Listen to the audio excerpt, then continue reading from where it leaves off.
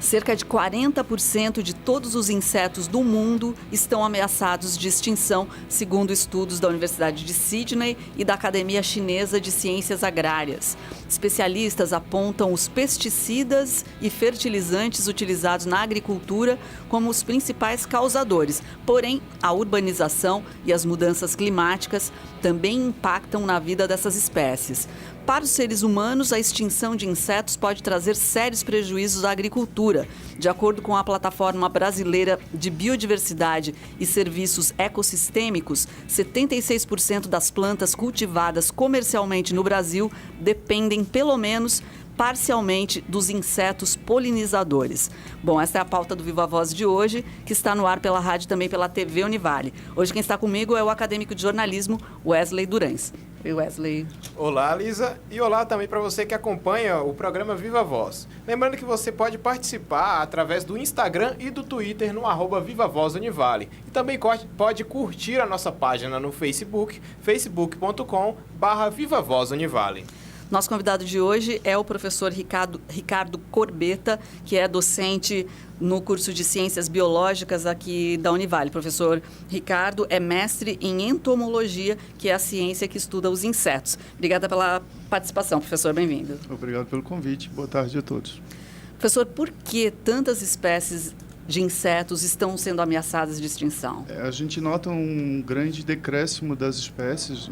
Andando em campo, a gente já nota, né? A quantidade, por exemplo, de gafanhoto diminuiu. A gente não vê mais vagalume. Então, o impacto é bem grande. Um dos fatores, acho que também além de químicos, produtos químicos, a gente também tem espécies invasoras. A gente tem a urbanização, por exemplo, luz, né?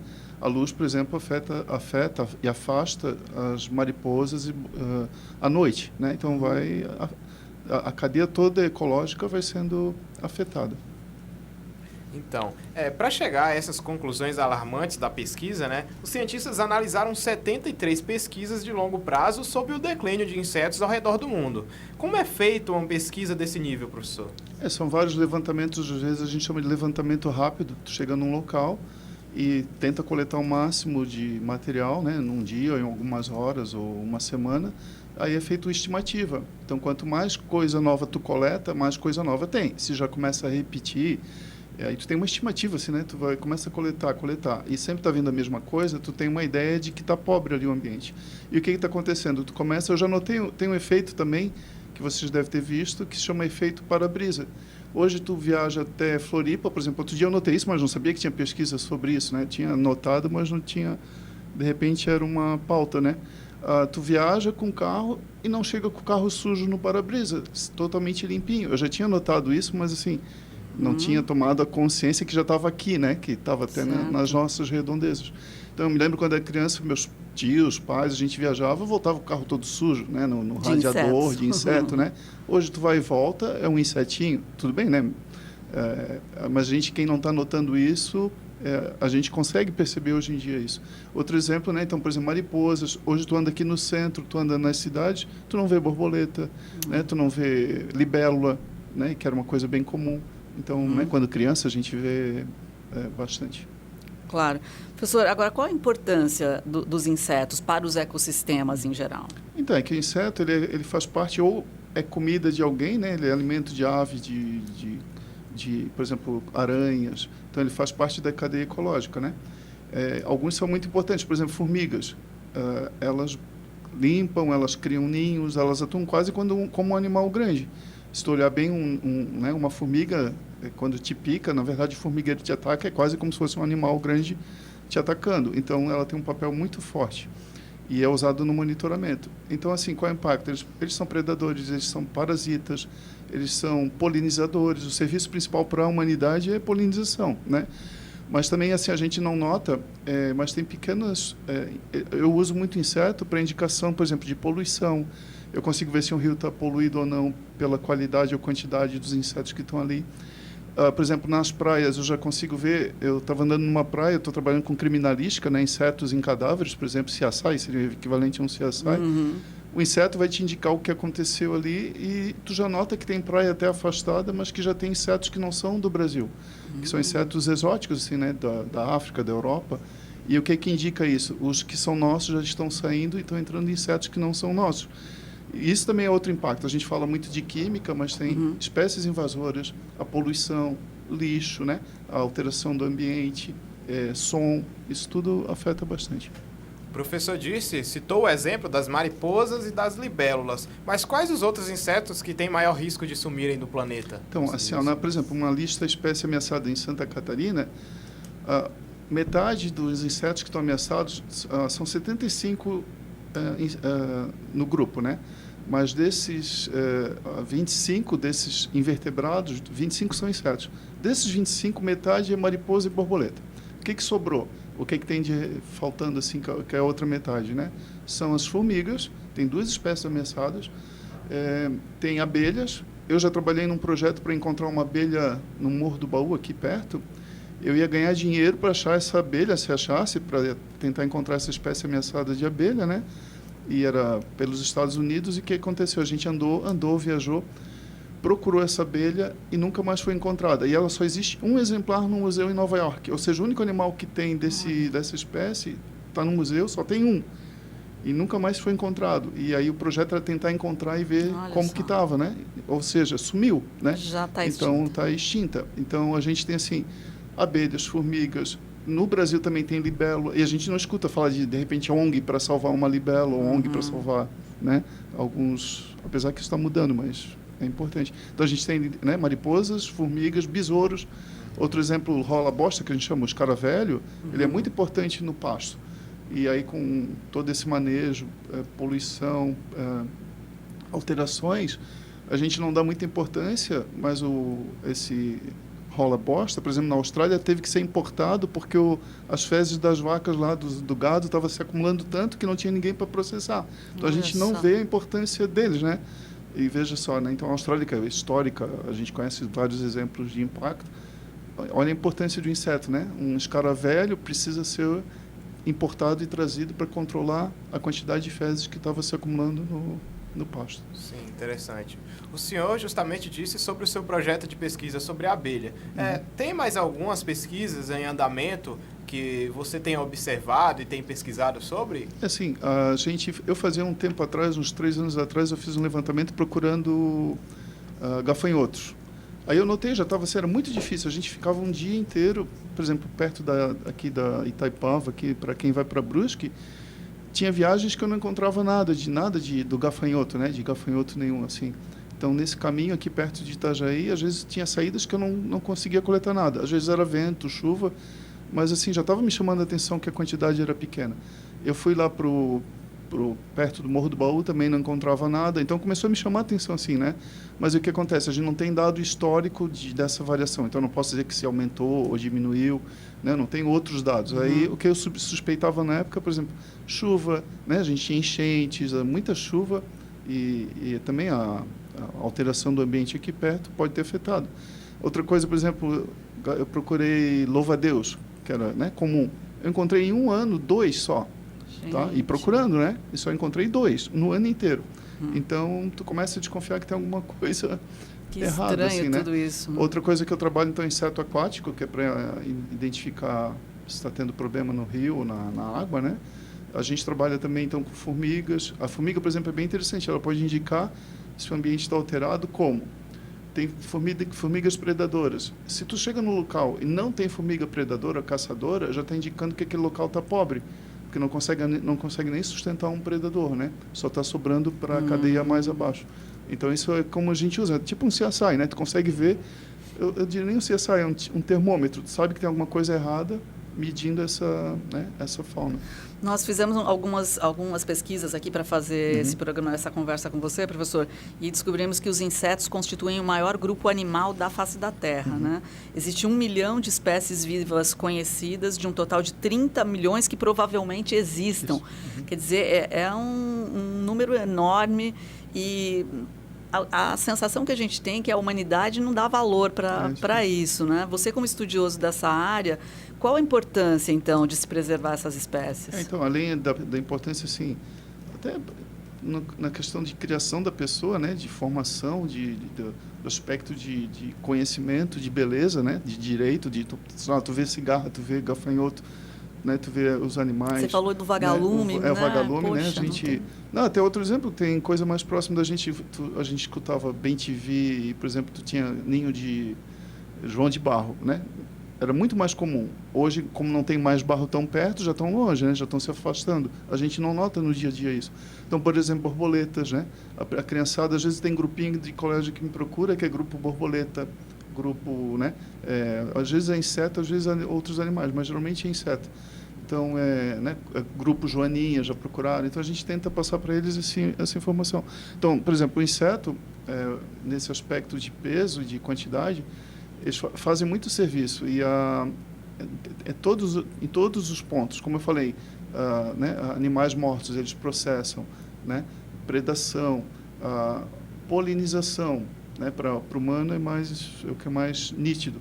Mas a gente, na verdade, se tu olhar bem, né, na casa, no dia a dia, eles estão fazendo ou prejudicando ou ajudando, eles são bem importantes, né?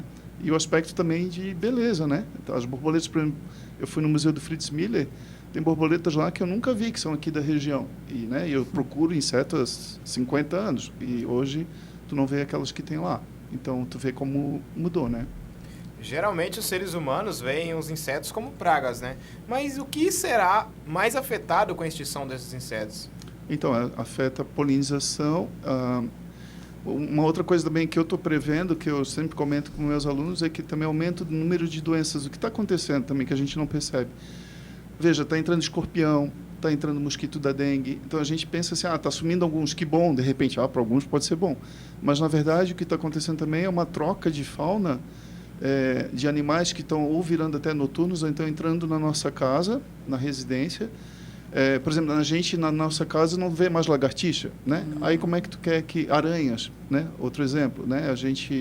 As aranhas que tinham não são, já tem muita espécie exótica.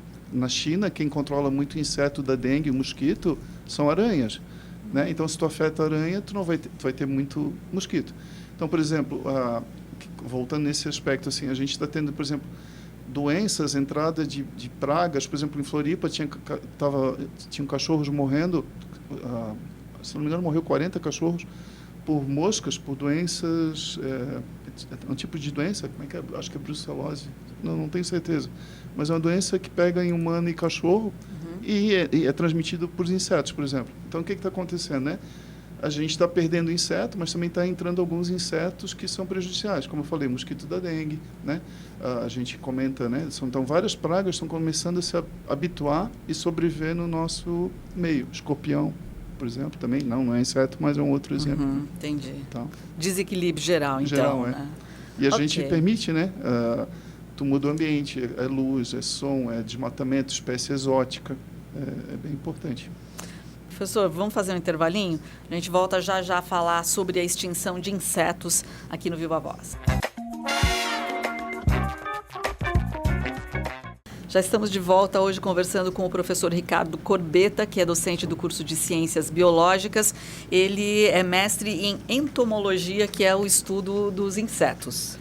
Professor, mel, seda, cera e laca são alguns dos produtos originados de insetos. Por que o ser humano se tornou tão dependente desses bichos? É um serviço, né? A gente soube explorar, eles também se adaptaram, né? Alguns estão bem associados, a gente chama, estão no meio antrópico, alguns se adaptaram e estão vivendo com a gente, né? Então tem formiga, mas também tem barata que presta um serviço não tão bom às vezes, né? Em hospitais, por exemplo, pode ser um problema, né? Mas, como eu falei, por exemplo, tem aspecto também de polinização. Nas lavouras, por exemplo, na criação, no plantio de laranjas, tu tem pragas e quem cuida, às vezes, o controle biológico é feito também, a gente nem percebe, né? Às vezes é feito por uma vespinha, por exemplo. Então, o que acontece é que tu tem uma laranja, às vezes tu nem nota que tem outro animal controlando alguém que ia te prejudicar, né?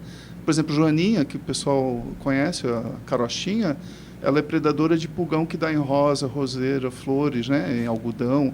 Então, assim, a gente nota às vezes o prejuízo, mas o serviço de uma joaninha ali predando o animal, a gente não vê, né, não mede às vezes também. Então. Agora, professor, é possível reverter esse quadro? Porque essas pesquisas são bem alarmantes e a indicação é que a gente vai perder muitas espécies mesmo. Assim, né? o que eu falo para os alunos e comento, a gente tem que perceber isso também, essas mudanças. Eu digo para eles observarem bem a mudança, mas também, por exemplo, a gente pode fazer algumas coisas. Tem em casa plantas que atraem borboleta. Eu já fiz projetos, já fiz estímulos, né? Eu já trabalhei para serviços que eu estimulava que, por exemplo, criassem borboletários no local, de repente num zoológico, né? Ter, por exemplo, uma área que seja para borboletas. E que planta, por exemplo, atrai borboleta? Tem várias, tem o manacá, tem, assim, a gente tem uma série de plantas que conseguem criar, né? Por exemplo, o maracujá, tem uma lagartinha que é feia, mas depois a borboleta é bonita, ela é amarela e preta. Então, maracujá, às vezes a gente fica com medo que vai destruir a planta, mas na verdade eles ajudam, né? Até fica mais forte depois, como um exemplo, né? Então, manacá, o maracujá atrai bastante borboleta e mamangava. Então, às vezes tu tendo em casa, né? Ao invés de alguma planta exótica lá, né? Que afete mais, a gente pode trocar por algumas que atraia passarinhos e insetos. Se alimentar de insetos seria uma das saídas para sustentar a população mundial, que ultrapassará os 10 bilhões de pessoas em 2050, segundo o relatório da ONU. A Organização das Nações Unidas para a Agricultura e Alimentação, o FAO, diz que uma das saídas para o sustento de tanta gente é justamente a alimentação por meio desses pequenos bichos. Mas como relacionar isso ao fato de muitos insetos estarem em extinção? Então, é uma ameaça, mas as pessoas também têm que notar. É isso que eu digo que é a mudança. A pessoa também pode ajudar comendo menos carne. Eu já falei até com uma aluna essa semana, a gente eu estou reduzindo a quantidade de carne, né? Ou trocar por outra carne, ou por ovo, por alguma, né, com menos prejuízo ou impacto. Então, primeira coisa, uma pequena mudança acho que vai ajudar bastante. Diminuir, melhorar a efetividade ou a área, ou a eficiência num plantio, por exemplo, em vez de fazer a área muito grande, fazer uma área mais eficiente. Criar áreas de preservação, né? A gente se acostumar exatamente com essas alternativas, né? Mas mudar a alimentação e ver esses serviços prestados, né, pelos insetos e tentar diminuir esse impacto, eu acho que ajuda bastante, né? Por exemplo, áreas de preservação, essa mudança na nossa casa também, né? A gente não tem mais lagartixa, mas o que é? É ar-condicionado o dia inteiro, é tudo fechado, né? Muita luz, aí tu não tem mais animais em volta da casa, ou expulsa, né? Como tu falou, né? De repente o sapo, né? Ninguém quer, mas é importante ter por perto aranhas, né? Então a gente tem que mudar essa educação. Eu acho que tem um caminho aí que dá para trilhar. Bacana. Professor Ricardo, agora você falava das suas pesquisas com as abelhas, né? Quais foram os principais resultados que você tem A gente levantado? a gente queria coletar insetos, por exemplo, seriam abelhas solitárias, que são importantes também. A gente fala muito da abelha comum, mas tem abelhas que põem os ovinhos, deixam lá os filhotes, e eles são também importantes no controle de predadores, né? A gente fez um levantamento no Acre e descobrimos espécies novas. Uma menina que foi para o Acre encontrou espécies novas lá. Aqui em Santa Catarina eu fiz ali no Morro do Baú e a gente estava procurando uma espécie ameaçada, mas aí qual foi o complemento do trabalho, né? Não encontramos uma espécie ameaçada, ou a extinta, na verdade, e a gente encontrou então as mamangavas, algumas abelhas solitárias, né? Que aí deu um trabalho de conclusão de curso. Outro trabalho é, por exemplo, monitoramento como eu falei, de gafanhotos, de borboletas. A gente tenta usar como um serviço e também pela ecologia, para o aluno aprender a perceber isso. Entendido. O que as grandes companhias, né, agora falando do contexto econômico, mercadológico, vamos dizer assim também, o que as grandes companhias e até mesmo o poder público podem fazer para tentar reverter a situação da extinção dos insetos, levando em conta que tudo está atrelado, né?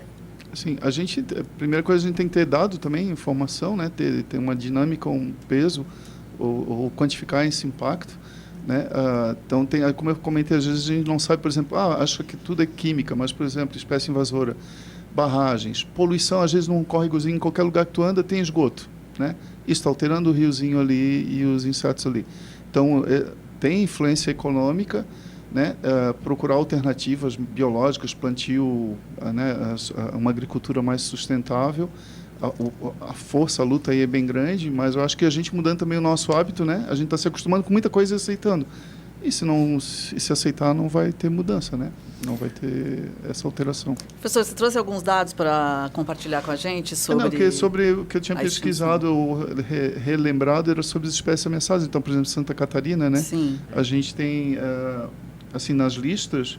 Então, por exemplo, a gente aqui em Santa Catarina tem 270 espécies ameaçadas de animais. 25 são insetos. Então, veja, a gente não dá muita conta, mas já é uma medida importante, né? Uma coisa importante também no sentido que um dos produtos, por exemplo, abelhas que foram afetadas, então ainda tem estudo para saber o que causou, né? Se foi a química. Então, tem bastante polêmica aí, né? E alguns sugerem também que a mudança climática está afetando. Mas aí aqui no Brasil a gente pode ainda propor estudo e começar a fazer esse estudo, né? A gente já está notando que tem mudança, né? Mas qual é o principal fator? Pode ser clima, pode ser também urbanização, né? Alteração do ambiente, luz, são vários aspectos. Professor, nós temos, falando agora do Brasil, do caráter acadêmico, de pesquisas, nós temos estruturas suficientes para fazer esses estudos, essa captação de informações e, posteriormente, buscar soluções para a sobrevivência dessas espécies? Assim, tem. O problema, às vezes, é só o contato entre os grupos, né? Tem projetos maiores, por exemplo, como vocês comentaram, da China, da Austrália, envolveu 73, 75 países, né? Então, tem levantamentos rápidos. Esse aí que eu participei da abelha lá, que tinha me convidado, né? Tem projetos mais internacionais, a gente consegue participar.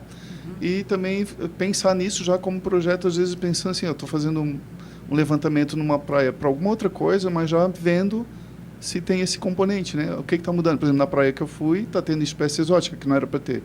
Então, já está me alertando que tem alguma coisa acontecendo nessa praia, além, né, de a gente pensar assim, é lixo, mas começar a medir e usar esse dado até para outros estudos futuros, né? Eu acho que dá para fazer, sim, só que tem que estar atento e participar, né? Neste momento, você está conduzindo alguma pesquisa envolvendo insetos? Sim, com os insetos agora o meu principal foco a gente tem mudado um pouco, porque os alunos estão procurando também, que é a parte de forense, a criminalística. Pois é, bacana. Então, usando insetos em crime, né? Em cenas de crime. Então, por exemplo, a gente está estudando insetos na praia. O que aconteceria com um cadáver ou um crime na praia? O que acontece na praia? Como é que seria a decomposição, o ataque, né? O que acontece se fosse uma cena de crime na praia? Uma cena de crime no mato, por exemplo, num ambiente urbano, na cidade tem outros animais, né? Tem formiga, e no mato, na região mais florestal, vai ter outro componente. A gente tem também, então, já fez estudos com gafanhotos, então aí tem vários aspectos, né? E que características são evidenciadas pela presença de insetos num crime, por exemplo? Boa. Então, como, na verdade, eu uso inseto, a gente pode usar para vários aspectos. Usando esse exemplo do cadáver, que é um crime, né? A gente pode usar em cena de crime, mas, na verdade, pode estender isso até para borboletas. Ou seja, a mudança da quantidade ou da qualidade é usado como indicativo de alguma coisa. Por exemplo, uma pessoa que foi machucada o sangue vai atrair determinado tipo de mosca. Então, assim, tu chega lá e tu tem moscas atraídas pelo sangue ou pelo ferimento, né? Vai ter um indicativo que teve agressão, né? Tu consegue determinar a hora pela idade ou pela criação das larvinhas da mosca. Tu sabe que dia que aconteceu, ou quando, ou por quê. Se a pessoa foi enterrada, por exemplo, se foi envenenada, não vai ter moscas, determinados tipos de inseto, porque foi envenenada, né? Tu sabe se teve agressão ou não, né? Então, por exemplo, criança com piolho, é abandono, é um crime também, né? Se tiver bicheira, uma ferida mais grave que está lá abandonada, indica abandono e é um crime também, né? E professor, a Justiça tem utilizado desses recursos para definir posições assim de crimes, enfim? E sim, a gente pode usar insetos, por exemplo, a Justiça é usada, eu trabalho, por exemplo, a gente pode ter cenas, por exemplo, contaminação de alimento. Tu encontra, perninha de barata num alimento que tu comprou, né? Lagartas. Tu pode processar ou procurar, tentar resolver isso. Contaminações, né? Já teve gente que morreu, por exemplo, tomando caldo de cana com inseto. Verdade. E foi um crime, um acidente, de propósito ou não, mas é uma cena de crime. Foi inseto. Então, em alimentos contaminados, cupins numa residência, né? Formigas, abandono de pessoas, né? Até aspecto de saúde, sei lá, num lar de idosos, por exemplo, né? Eles tendo alguma doença, piolho, já indica abandono. Né? Então a gente consegue, e é um crime, né? Certo. Então a gente usa eles como uma cena, e eu digo assim, a gente pode usar formiga e borboleta também para esse indicador, né? Não precisa ser um crime de violência, tu pode usar até para poluição, né? Para alterações, okay. é outro Quando crime, não né? tem, entendi, mas, por crimes exemplo, ambientais mesmo. por exemplo, né? De derramamento de óleo, contaminantes que a gente não está vendo, tu pode usar um inseto para esse como termômetro. Professor, agora falando em termos gerais, qual o tempo de vida em média dos insetos em condições naturais e em quanto tempo se torna com condições como poluição, como o senhor disse? Então, por exemplo, moscas, a gente usa lá, por exemplo, na criminalística, geralmente é um mês, né? Então, a maioria dos ciclos na biologia para bichinho pequeno é um mês. Mas tem borboletas que vivem bastante, até migram de país para outro, né? Isso é outra coisa que pode o ambiente mudando, o clima mudando. Para que uma borboleta vai migrar se aqui está quentinho ou frio, né? Se ela quer ficar, então vai diminuir a migração. Esse é um exemplo do impacto ambiental. Mas, por exemplo, elas podem viver bem pouquinho. Já a criança pergunta, né? Quanto tempo vive uma carochinha? Geralmente insetos pequenos é um mês, mas tem insetos, tem cigarra que vive de ovo adulto e reprodução 13 anos, 7 anos, mas fica escondidinha, né? Certo. Então tem vários aspectos. Geralmente é um ano assim para fechar o ciclo biológico. Mas tem insetos que vivem muito, muito, né? Grilo, tem até os chineses criam grilo lá na gaiola para cantar, né? Então, eram criações. Grilo então, vive bastante, então. Então, alguns vivem, aí depende da espécie, assim, a manutenção, né? Mas o pessoal pode criar, então alguns animais podem viver um pouco mais, assim, 2, 3 ou mais anos. Mas geralmente é um ano, assim, aqui, né? Na maioria das vezes, tá? Muito interessante, né, Wesley? Sim, bastante. Um mundo maravilhoso que a gente não dá muita bola, mas que está ao nosso redor, né? A gente não imagina, né? E a gente convive todos os dias com insetos. Verdade. Quem não convive com insetos, né? Os famosos mosquitos e tudo mais, a gente nem sempre tem acesso à informação necessária, né? E a gente só vê esses insetos que a gente não quer muito por perto, mas tem vários bem interessantes, né? Ajudam bastante. Bacana, muito obrigada pela sua participação aqui no nosso programa. Fica à disposição. Professor Ricardo Corbetta, que é docente aqui do curso de Ciências Biológicas aqui da Univale, explicando para a gente a importância, então, dos insetos que estão ameaçados no nosso planeta, né, Wesley? E este foi o tema do Viva Voz de hoje. E agora, dando uma passada nas redes sociais, você pode acompanhar no @Viva Voz Univale no Instagram e no Twitter, e também pelo Facebook, no facebook.com/Viva Voz Univale. Agradecemos ao professor pela presença. Obrigado. Tchau, gente. Até o próximo. Tchau, tchau.